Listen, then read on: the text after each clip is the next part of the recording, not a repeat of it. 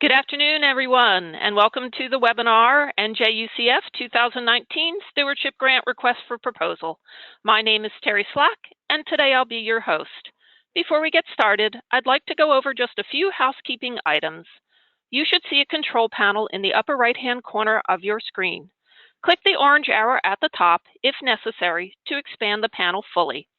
Lots of useful information is available via the control panel. For example, you can see who else is on the webinar, and a copy of the NJUCF Stewardship Grants RFP and the CEU form has been uploaded for you. To access these documents, just click on Handouts, after which you can open and then save them to your desktop. At the bottom of your control panel is the questions chat box. While you can type questions into this box at any time during the webinar, we'll be addressing questions at the end of the presentation if time permits. Those questions we don't get to by the end of the webinar, we will respond to you separately via email. And also, questions should be related to the RFP only. Today's webinar is being recorded, and you'll receive a follow-up email after the webinar is over with a link to the recorded webinar. We're also going to post a link to the recorded webinar on our main NJUCF webpage, communityforestry.nj.gov. I would now like to turn things over to our presenter, Carrie Sargent. Good afternoon and welcome to the webinar. Today we're going to be talking about the request for proposals and how to fill out the application for this year's 2019 New Jersey Urban and Community Forestry Program Stewardship Grant. So yesterday's webinar was all about how to navigate the SAGE system and sign up and register. And today we're going to be talking more about how to fill out the application and about the different requirements for the grant itself.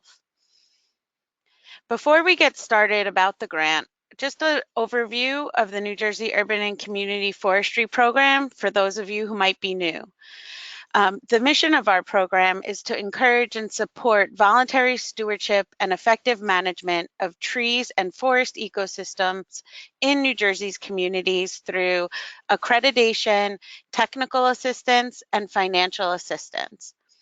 Today, we're going to be focusing on the financial assistance aspect of our program. What we provide are grants to local governments and shade tree commissions to assist in the implementation of an approved comprehensive community forestry management plan. Funds for these grants come from a variety of sources. There's the New Jersey Shade Tree and Community Forest Preservation License Plate Fund, the Treasure Our Trees License Plate.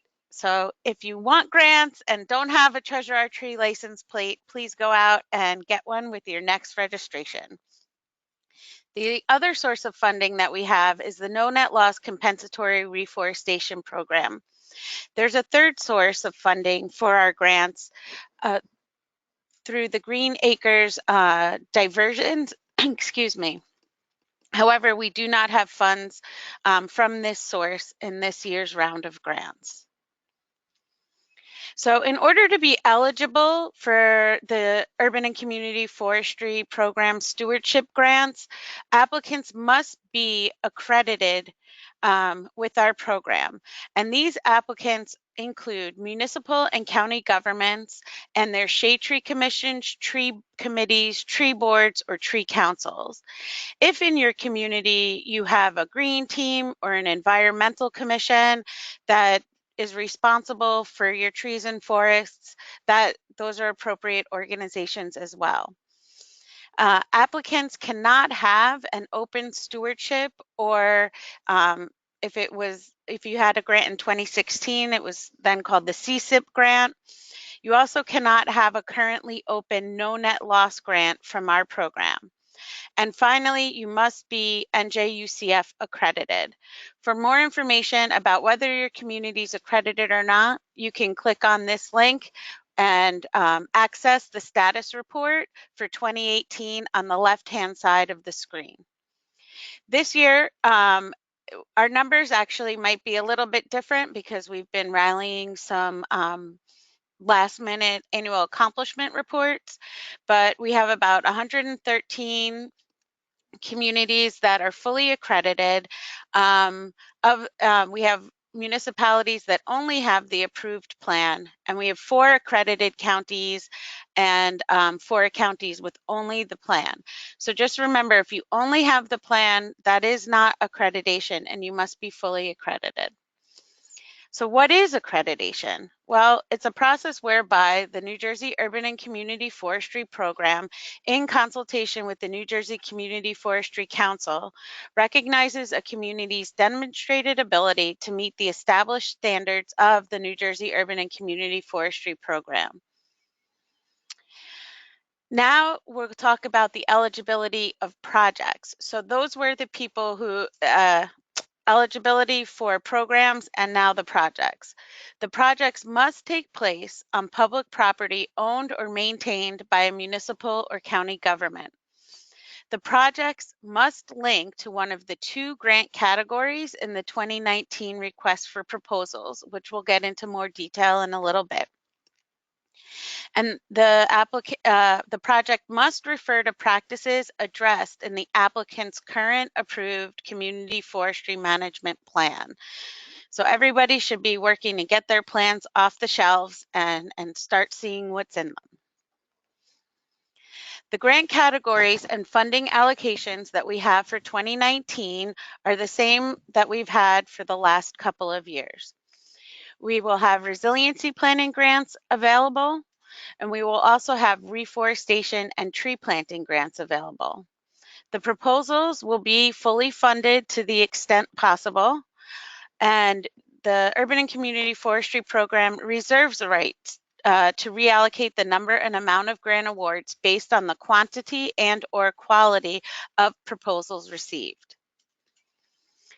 Resiliency planning grants are for up to $10,000, and projects can include, but are not limited to, tree inventory, risk tree assessments, storm assessments, insect and disease management projects such as an ash survey, an ash conservation program, or EAB suppression planning and risk assessment.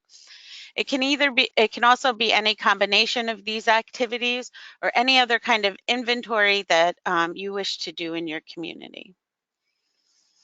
The second grant category is reforestation and tree planting.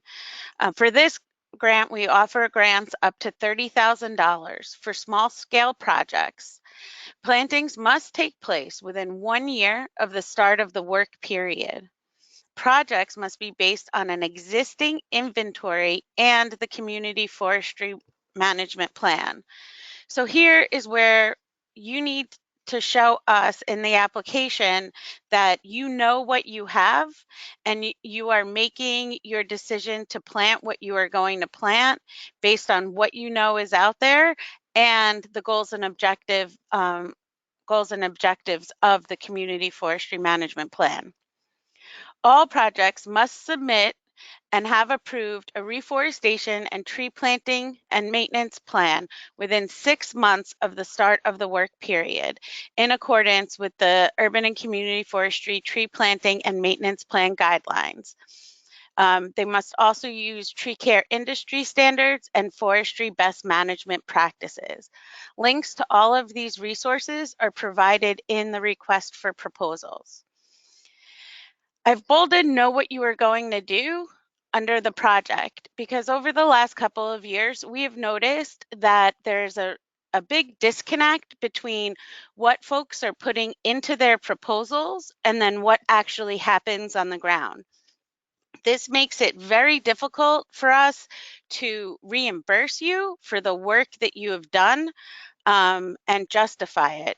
So go out and get the bids now. Think about how many trees you want to plant. Ask a few companies what it's going to cost to get the work done. Please just be more realistic. You are not held to any amount of money per tree that you're planting. All the costs are based on what it will take for you to carry out the project. And as long as that is reasonable and makes sense based on best management practices, there's no reason that your proposal wouldn't be accepted.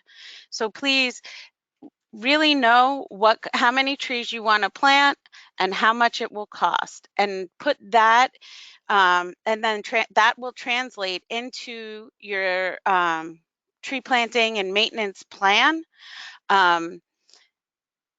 Once your tree planting plan is approved after you've been awarded the grant, you can amend that plan. But then you also have to make sure that what is happening on the ground is in the plan that's been approved by this program, and that things aren't diverting, because we do require at the end of the grant period a red line drawing showing what was actually done, and then that can be compared back to the proposal, the reforestation plan, and its amendments. So what are the grant requirements? We ask that you comply with the terms and conditions in the grant agreement, which include record keeping, timely submittal of required reports, completion of projects within the defined work period, and compliance with all applicable laws and policies. You must maintain NJUCF accreditation, and reimbursement is provided for eligible expenses only. The proposal requirements are that one proposal may be submitted by a local government unit. That proposal may only address one grant category defined in the RFP, although it may address more than one stewardship practice. So you can conduct an inventory. That can be the grant that you're coming in for under resiliency planning. But then if you look at your CSIP practices at the back of your plan, the inventory can address other stewardship practices. For example, excuse me, I'm sorry, stormwater mitigation is one. How are you going to use this? Are you uploading this inventory information into iTree to understand how much stormwater is being mitigated by this planting project? Or you can even do public outreach and education. When Clifton had an inventory grant, one of the components of this project was community outreach, and they created door knockers that explained to the community, if you see people measuring trees, what they're doing and why this is important and beneficial to our community. So you can address many stewardship practices within the grant, although you are only working on one grant category. The grant request cannot exceed the funding allocations described in the request for proposals, and as we just discussed above. All proposals must be accompanied by resumes, consultant qualifications, and letters of support as defined in sections 8 and 9 of the request for proposals. This is really important. We want to see the qualifications of the people that are carrying out the project, not only the consultant that you might be using to help you, but also the local people. If, your Shade Tree Commission is responsible for, helping usher through the grant, let us know, who's on your commission. If your clerk is helping you, let us know information about your clerk. And for the letters of support, if you read the request for proposals, these letters should be from your project partners. And they clearly state they support the project, and this is the role that they are going to play in helping bring this project to fruition. Please don't attach letters of support from people outside of this specific project, because it has no bearing on the project and what we're looking at right now. We want to know, if you say that you're planting on school grounds, that you've met with the Board of Education, that they support and approve of this project, and what they're going to contribute to it to help make it a success. So that's what we mean by letters of support.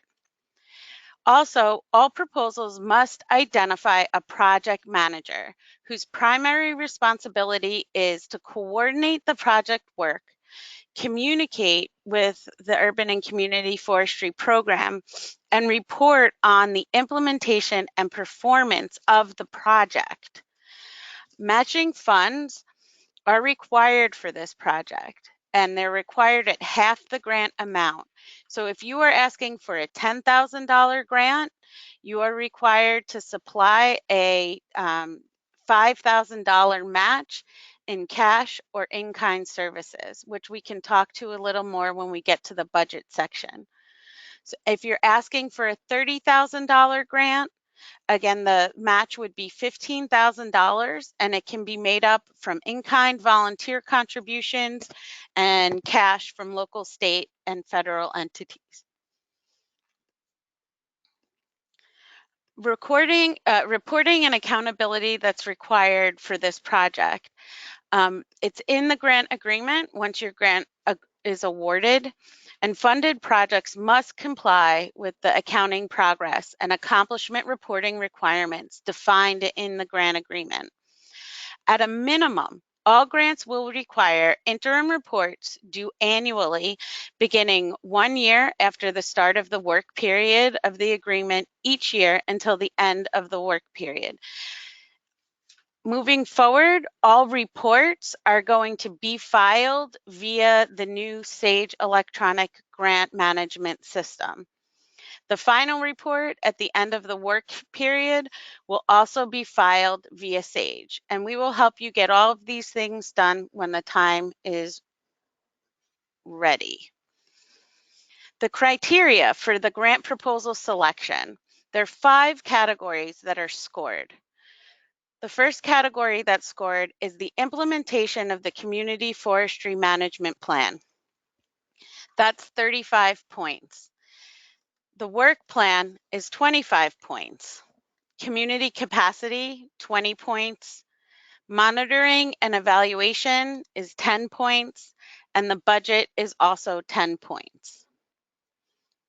So let's get into this year's application. Yesterday, Kyle from Agate spoke to everyone about how you are supposed to register in the new electronic grant system. So let's take a look at what this looks like. Oh, now it's not going. It's going. There we go.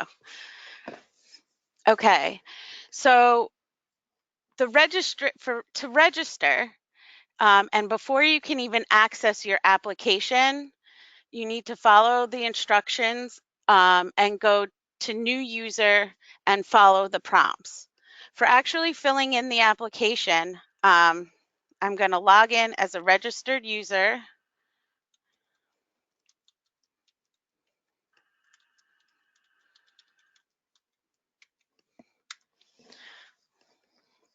And then this is the screen that will appear.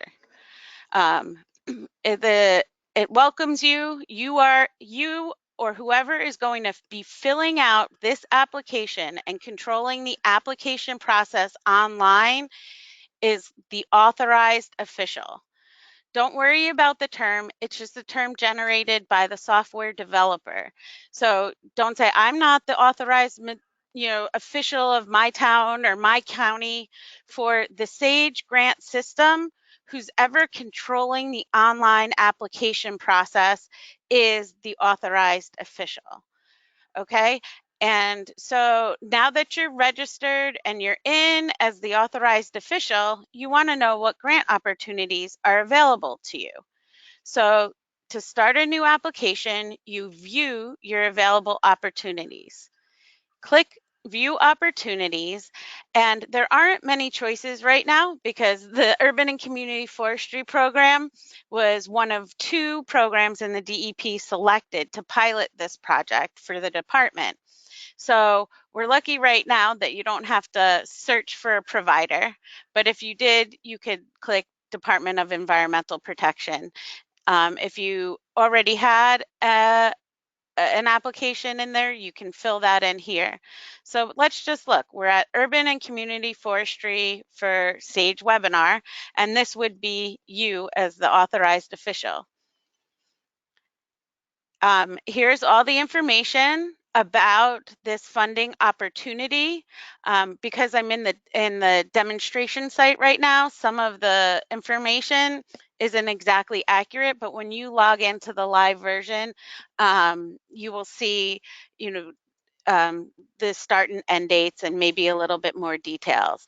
The application due date is May 29th, so that is in there. So you say, hey, this is the grant that I want, and you apply now, and you'll see it's processing.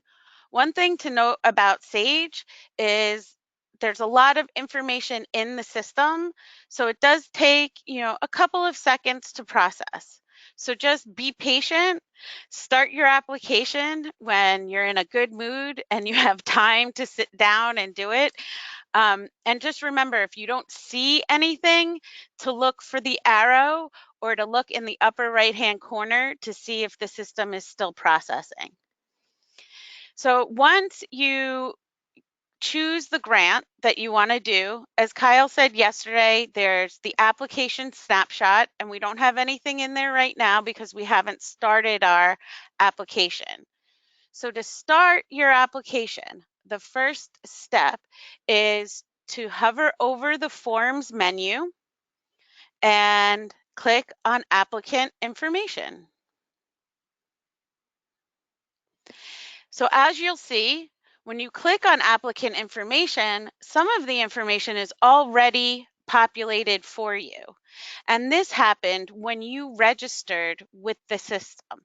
So you make sure that all of this information is correct based on your registration, and then you can always go and edit it if it is incorrect. Many municipalities and townships have, where are we? Oh, here. Towns that are mailing addresses that are different from the town that they represent for the program. So you will see this should be your mailing address city. And then to really start your application, we ask you here to please select your municipality or county. So this is the Shade Tree program that you're representing. So the first thing you want to notice is that we do have your towns with what's called a MUN code next to them. And this MUN code helps people who live in towns like Washington Townships, where there's 5 or 6 of towns with the same name. If you don't know your town's MUN code, we do have a complete listing. If you click there, it will come up and show you the listing of the MUN codes, so you will be able to find yours. So now we're going to go and we're just going to pick our first town here. We are from Aberdeen. Once you pick your town, the first thing that you should do is hit save. And you'll see here, it's the processing that we indicated before. So once you hit save, you're going to see NJUCF accredited. And then the answer is yes. So that's great. You can go ahead and complete your, start filling out the application. If you're from a town that is not accredited with us, and you choose that town and you hit save,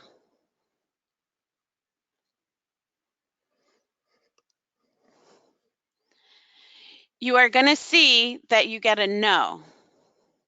You'll also see that you're going to get error messages. After you save, you'll get error messages. And the big error message at the bottom will tell you that your municipality or county is ineligible to submit an application at this time because you are not currently accredited with the program. For more details, please click the NJUCF accreditation link on the application information page and navigate to the most recent accreditation year on the left side of your screen. And if you have further questions, you can reach out to the program for assistance at our email address, or you can give us a call anytime. Okay? And so we see no, and you're like, and you want to know, well, why am I not accredited? So we click on the link there. and our home page shows up. And on the left-hand side of our page is where you can see your status. And what you need for 2019 grants is 2018 accreditation. So here you can see your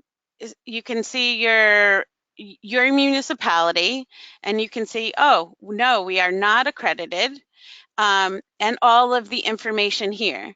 So you might have a plan that's approved and in good standing until 2022. And you might have your 2 core trained individuals that you need. And you might have the CEUs that you need. But maybe you just, to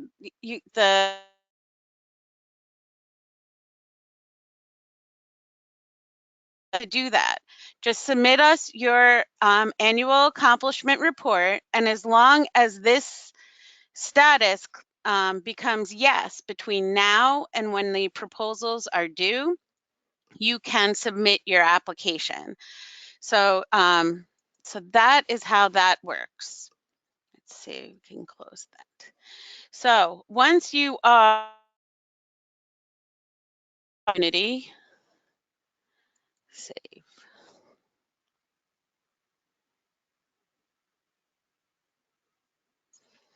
You can go on and continue your application. And so really what's online is pretty much exactly what was on paper for the last 2 years. So there isn't anything new that should throw you for a loop if you're familiar with the application that we've had before. So we need to know your accounting method. And if you don't know your accounting method, just reach out to your business administrator's office or your CFO. They will have all the answers you need.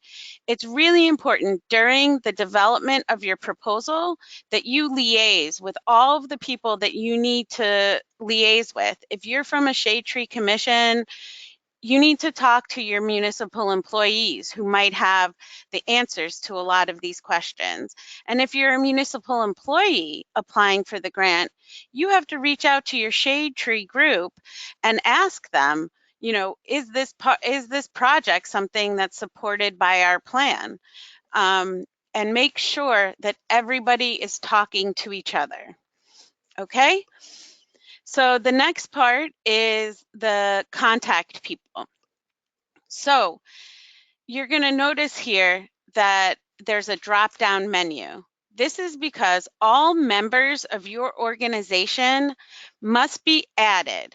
So whoever is the authorized official responsible for managing the completion and submission of this grant application must add all the individuals to the organization first. Excuse me.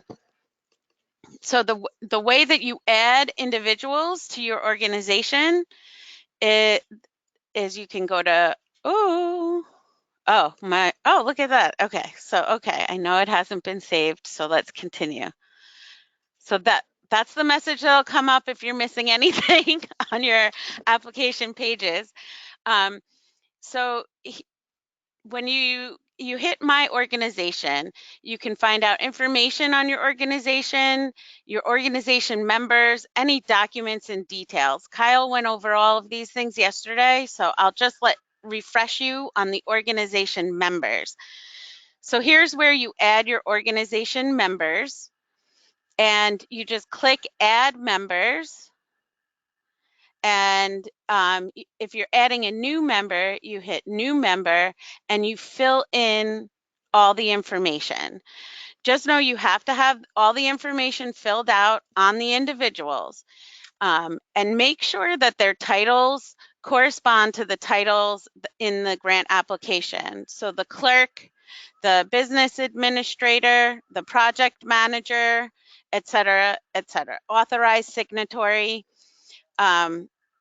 All that information needs to be added up front before you can fill out the application.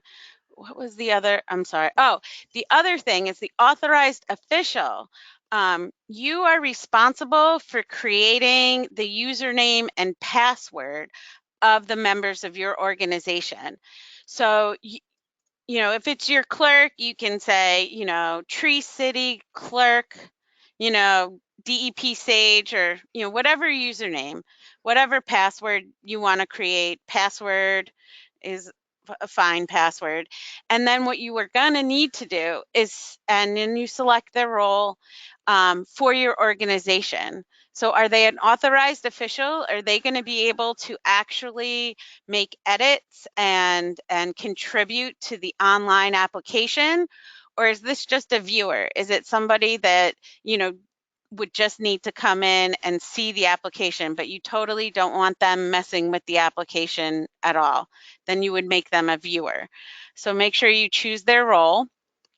And then what you need to do is you have to send them an email saying, you know, hello, I've registered you with our organization in the NJDEP Sage portal. Your username is XYZ. Your password is password. Please go to this site and just let them know that the website, which is njdepsage.intelligrants.com, and they will need to sign in, get with the username and password you gave them, and then they can change their password if they want. Okay, so that is where we were for that. So as we load, so now that you're completing your application information page, the next thing that you're going to do, so you can do two things. You can save a page and log out, or you can save a page and go to the next page. So in this case, when you click Save and Next, you'll be directed to the project information page.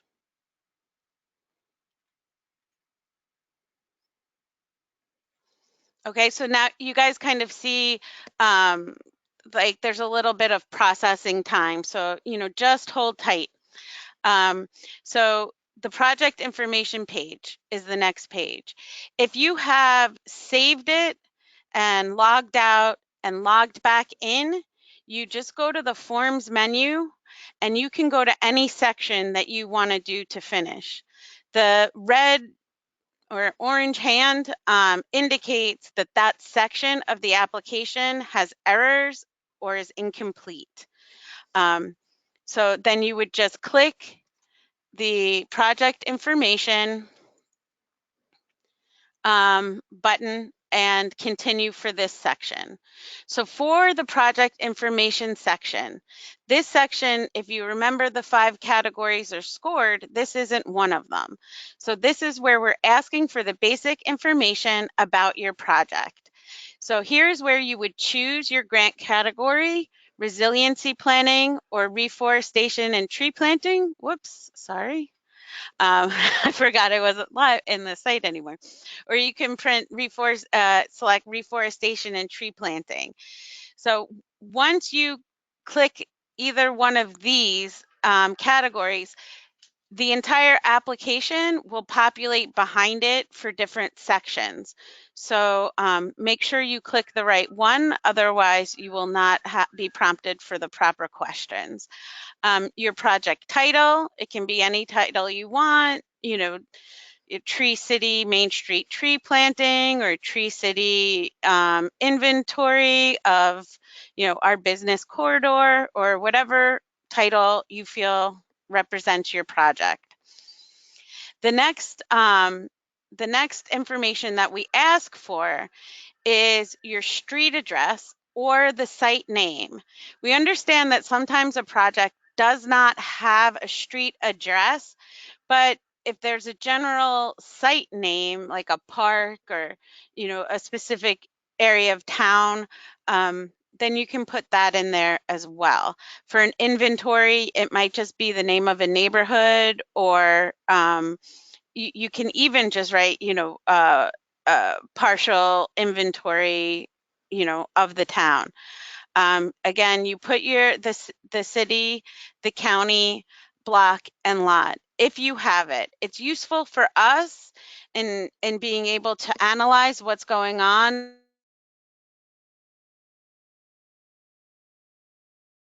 Do not have it, it is okay. You can enter zeros in the box, but if you do have it, we want to know, the zero block, what the block and lot is where you're planting the trees or where you're conducting your inventory. So we can then use this data to look at the state as a whole. Also, on the project information page, we ask for your estimated start date and your estimated end date. The start date and end date would be based on the work plan. So you can start to think that if we're awarding the, we're awarding the applications in late July, early August is usually when we make those announcements. You can go by then. If you want to do it by the start date of the request for proposals, you can do that. However you're going to account for your project. So then the next thing we need to do is define the project manager. Now this is an important, as we said earlier, an important role. This is not necessarily the contact person that we looked at in the applicant information section. That contact person is the person that we would liaise with regarding doing the application in Sage. Who's putting your application into the system and submitting? The project manager acts as the primary contact for the program regarding project work and coordinates the project work for the municipality within the work period of the grant agreement. This person is also responsible for providing the reports on the implementation and performance of the grant. So this should not be the person that just wants to say that they're the project manager, the person with the highest title. This person really needs to be the person that we can come into the system and see who the project manager is. We can pick up the phone or send an email with a question on the status of the project, and this person knows the answers about the project, okay?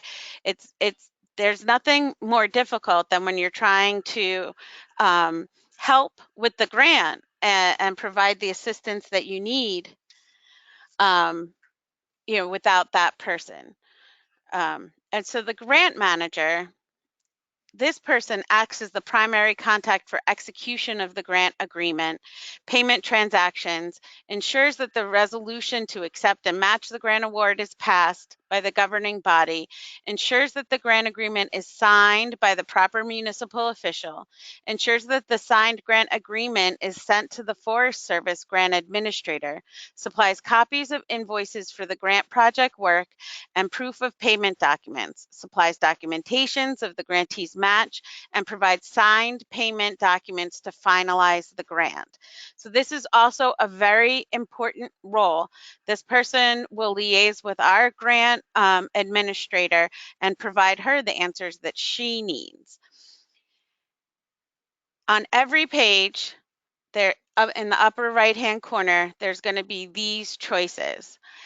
When in doubt or when doing anything, always just click save. The page will refresh, you'll see where you are, and it'll let you know any errors that you have. For the legislative and congressional districts, this just auto-populates based on data in another form, and it's more for us for statewide programming. The next section is project overview. So if you hit save and next, this is what will pop up, or again, you just go to the forms menu, you hit project overview, and you continue. The project overview is a summary. The one caveat that I will give for this section, because it is not scored or used as part of the selection criteria, but this is where you let us know what's coming. Do one paragraph in the project overview to kind of summarize each section of your application. So this is saying, okay, here is what's coming. Now I will caution everybody, If you write something in your project overview, but do not write it in the section that is scored, then you will not get credit for those words. Even if you cut and paste, if you decide to put a lot of details up front, please make sure all of those details are in the sections that we are scoring. So now we're going to talk about the scoring sections. The first scored section is the implementation of your community forestry management plan. This is based on the grant category for this project as defined in the request for proposals. So it's either, resiliency planning or tree planting. These two things must be mentioned in your plan, and they would be because they're two of the four required sections in the statement of plan implementation, excuse me. So here we want you to describe how the project addresses one or more of the CSIP practices identified in your plan, and explain how this work supports the goals, objectives, and statement of plan implementation, section 9, defined in your plan, and how it benefits your community. So it's really important that you look at your plan. You get a higher score if you copy the exact language of your particular goals, objectives, and statement of plan implementation that's in your plan. This is because we want to see that you are using the plan and it's helping you get done what you want to get done. If we don't, and all of the evaluators who review the applications have access to the plans. So we open them up, we look at your plan, and we see, is what they're saying they want to do in the plan, is this going to help them get to where they want to go? And so that's really important that you refer back to your plan. And then also, please let us know how it benefits your community. Why are you doing this work that you are doing? Also, regarding the statement of plan implementation component, this is essentially the timeline section of your plan. And if it says we were going to do the inventory in 2018, but you're coming in for an inventory grant in 2019, just say that. Just say our plan, we had a goal to do the inventory. We didn't have the ability to do it before. We're coming in for a grant to do it now. We're a little behind schedule on our plan, and that's it. We just want to understand that you know your plan, what your plans are, and what you want to do. So you need to demonstrate how each specific goal in your plan will be addressed and how the proposed project will bring the community towards realizing that goal. Identify the objectives from the plan that will be carried out through the proposed project and how the project furthers achievement of the identified goals. Address how the proposed project fits with the plan statement of plan implementation, which we just talked about, and explain how it's a priority action item as defined in your plan. Express the forestry practices that the proposed project will address and how they relate to the goals, objectives, and implementation of the plan addressed through this project. So if you're mentioning other CSIP projects, just refer back and say, how does carrying out this project relate to our stewardship activities, and how does that support us moving towards our goal? Describe how the project benefits the community. So again, you click save or save and next, and that will bring you to the next page, which is the work plan. The work plan is worth 25 points. So for the work plan, depending on whether you click those radio buttons for resiliency planning or for reforestation, these categories could be a little bit different, and the examples that you see would be different. So here you see the methods and deliverables, and we ask you to explain the methods to be employed. And this is showing you the example for the inventory. In this box, the best thing for you to do is to do a paragraph that corresponds to each bulleted item, except for this one, because this seems to be a floating bullet. I don't know. Okay.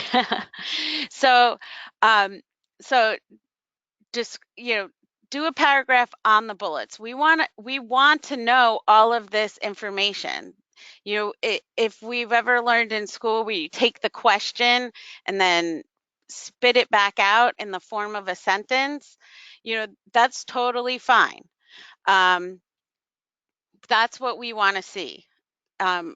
For your inventory, if you have one that you want to update, or you want to do an inventory, you want to know where your ash are to make a plan, just state all of that information here. We want to know why you're doing what you're doing. For the methods, in the inventory, you can be doing a sample, you can do a complete, you can do a partial, you can do a windshield survey, tree risk assessment. It can fund any scale, any size or scale of inventory that you want to do. We just want to understand what you are going to be doing.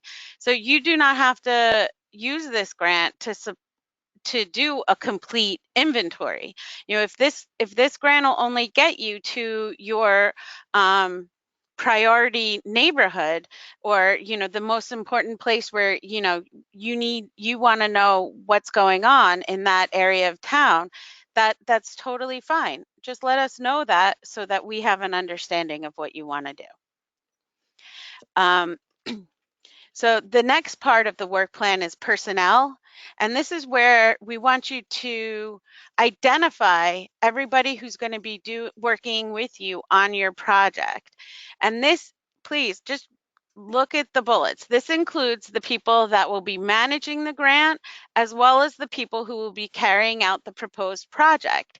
If your clerk is going to be the one liaising with our grant administrator, please just tell us that. We want to understand that that there's two kind of sides to the grant, not just the project work that you're doing, but carrying out the grant itself and taking care of the requirements that we require to be compliant with the grant.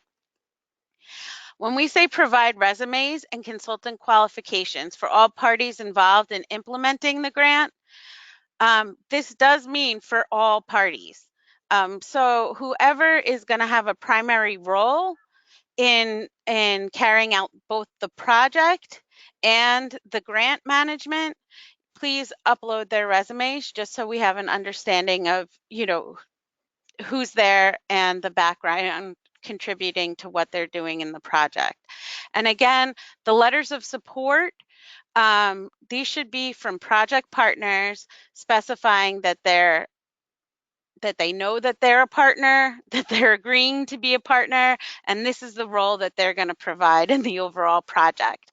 And I'll show you where you can upload the attachments at the end of the grant. But just know that those attachments are scored as part of this work plan section. The timeline. It's really important in the timeline that you consider, again, both the project management side of the project and the grant management side of the project. And the RFP specifies everything that we want to see from you in there. So when we talk about significant project milestones must be indicated, we're saying that these may include but not be limited to: when are you going to go out for bid? What's your timeline for awarding your contract? When is the work going to start? Don't forget, you have to submit annual reports to us. So we want to see that you know when that is, and reporting is part of your timeline because it's important for you to keep track of. So this is just to show you that it does come up a little bit different for the tree planting grant. And so the questions that we ask you here relate to the tree planting grant, but they're of the same ilk as the resiliency planning grant. So just make sure to read all the bullet points, because what we want to see in these boxes is what we've asked for in the bullets.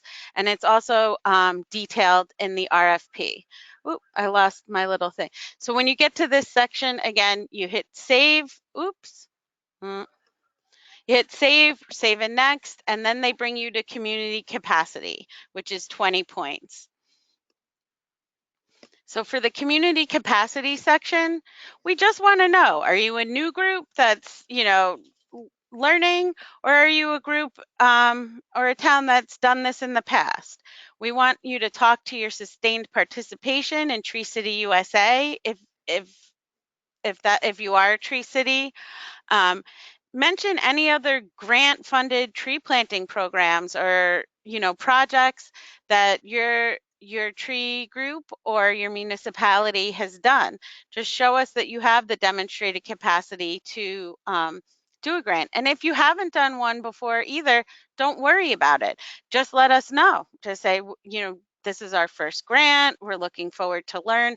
This helps us just gauge the kind of support that we need to help and the technical assistance we need to provide once the grant is issued. Again, certification of the Sustainable Jersey program, long-term partnerships with tree-focused groups. Let us know who are your partners. And if you have an active and engaged Shade Tree Commission or committee, just let us know about that. Okay. Oh, click save and go away, or save and next. If you click save, then you come back and you scroll down and click on measurable outcomes. This might be the most confusing section of the application. So this is what it looks like on the screen. And I'm going to take a minute to go to the site again. Ooh, let me go to the one where I'm already logged in. And let's see, measurable outcomes. So again, this section, ooh, you may not, click here. That was, oh, I'm not logged in. Okay, so see, we're all learning together. All right, I'll log in again. Let's see.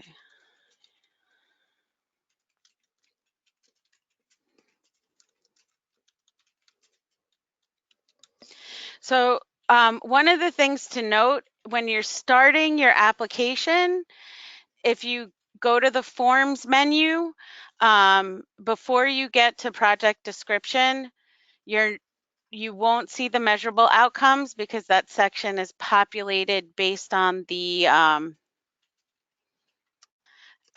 based on the type of grant that you're going to be getting. So if you go to the forms menu, we click on measurable outcomes. Okay, so this gray part is where this is just the example. So this is the example of what this section would look like for an inventory grant, since that's what we had already clicked. This does the same thing for tree planting and reforestation grants. So this is the example of what your goal and objective copied directly out of your community forestry management plan would look like. And then these are the CSIP practices that this particular project is going to address. And this is going to how you are going to measure what you've accomplished in relation to this CSIP practice.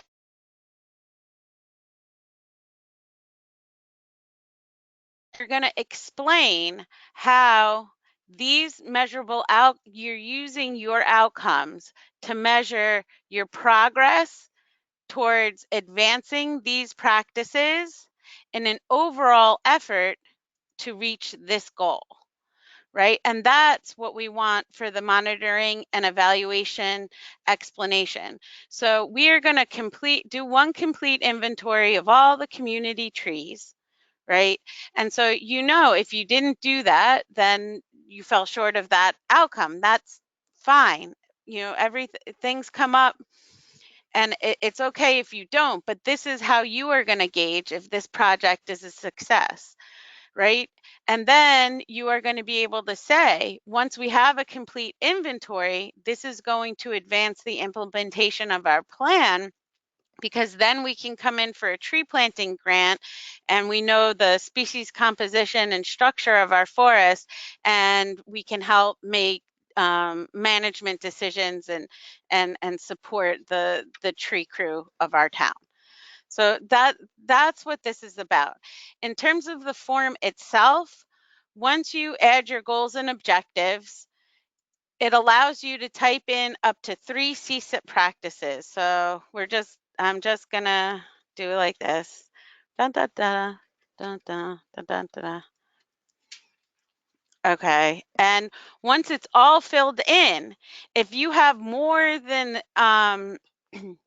more than 3 CSIP practices here and you filled it out and you need to add more, then see how you have to hit save. You hit save. It'll process,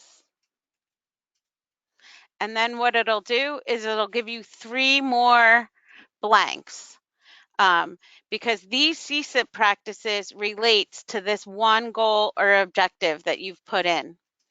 If you need to add more goals and objectives, and all of these goals and objectives should relate to what's in the first section. So really you should take the information from the Community Forestry Management Plan section and then just provide measurable outcomes in this section. So once you click this box, it'll give you this whole I don't know what you call it again, and you can add in your other goal or objectives. Again, fill in your CSIP practices. If you have more than 3, hit the save button, and then that'll give you more more boxes to add. So that's the monitoring and evaluation section. Oop, which one is it? Okay, so we got 4 minutes left. We're almost done.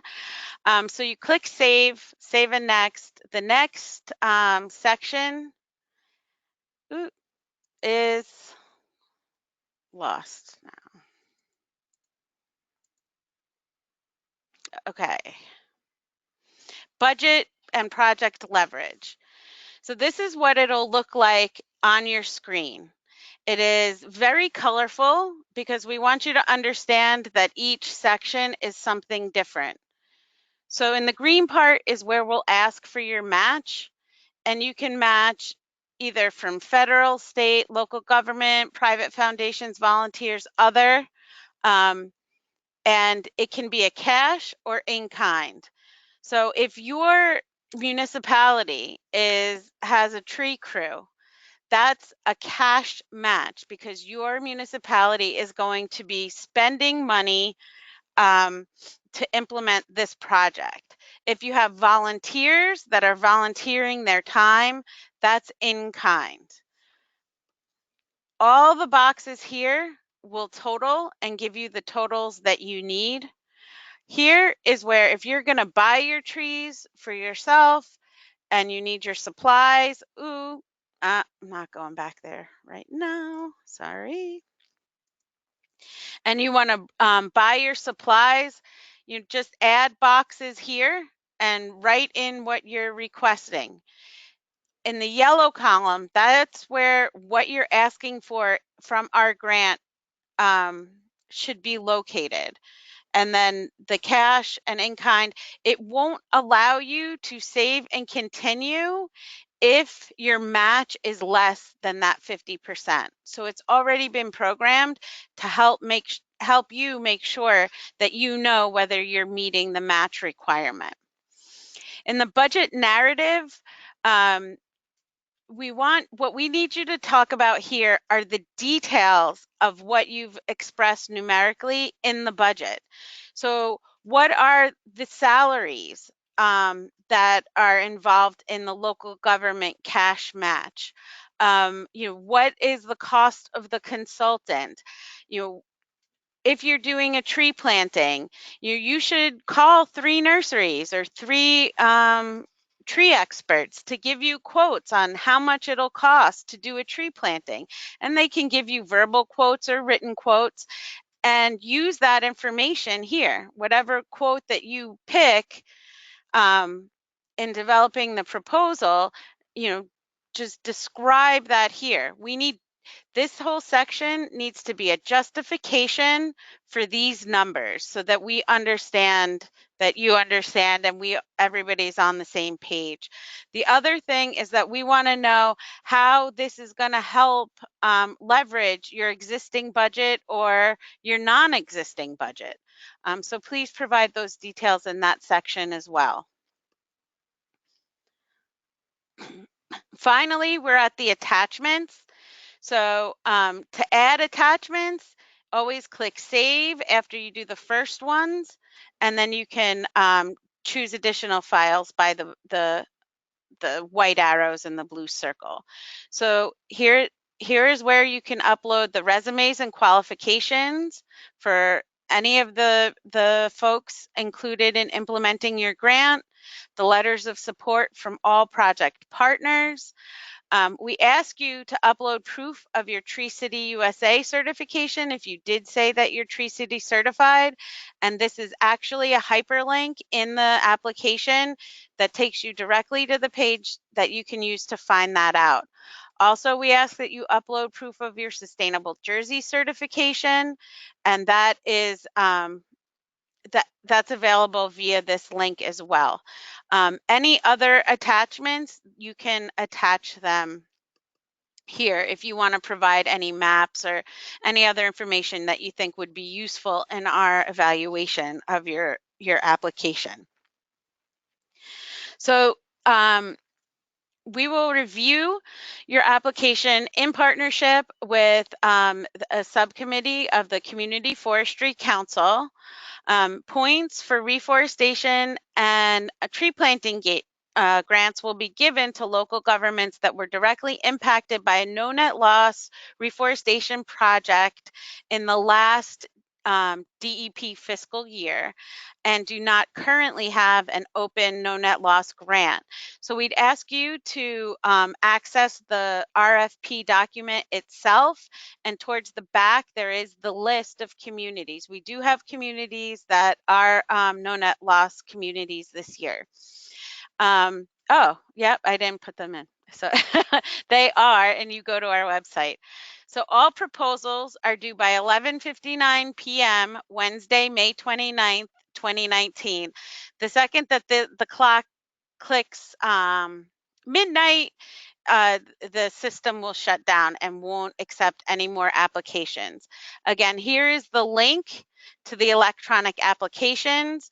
I mentioned earlier, we anticipate announcing the awards in July, August, late July, early August. And just so that you know what's coming up as well, all contract grant agreements are going to be done via the SAGE portal as well. Common pitfalls are the project manager, the budget is off, and what's in your explanation at the bottom in the box doesn't match the numbers that are actually in the table itself. The work plan timelines, we need those milestones, and we need to make sure that you understand the reporting requirements for the grant as well as the project that you're implementing. The personnel, we really want to know who the folks are responsible for the project and for grant management. Incomplete, vague applications, the more details that you can provide, the better. And that's why we give you 2 months to develop your proposal so that you can figure out answers to a lot of these questions in advance and that you understand. People apply for tree planting grants and they do not have an existing inventory and are not saying how they know what they're why they're choosing what they're planting. They have tree planting on private property. Once we get to a section and we see that private trees are going to be planted on private property, we go no further and we just don't even evaluate the application. So final suggestions are read the RFP and read the RFP and read the RFP. Make sure you make deadlines, communicate and make sure you involve all relevant parties in your community, and email us with any questions. We are happy to assist you. And I will say we have additional resources here that you can get. And we're doing this to create healthy, safe, and resilient urban and community forests for the benefits they provide now and in the future. So any questions about the SAGE portal and the grant and the RFP, please just reach out to me directly, and remember to be gentle as I am learning too. So we're here to do it together. This is supposed to try and make everybody's lives a lot easier, and we understand that everybody's learning. And so, you know, just reach out to us if you have any questions. Okay, here's that famous webinar CEU form that's also provided in the handouts, and thank you all very much. Okay, thanks, Carrie. That was great. Unfortunately, we're not going to be able to get to all the questions that we received on the webinar today, but we will respond to you individually. And I think if there's nothing else you want to add, Carrie, we'll say that's all for now. And thank you, everyone, for being on the webinar. We definitely appreciate you being here. On behalf of Carrie and myself, we thank you for joining us today, and enjoy the rest of your day.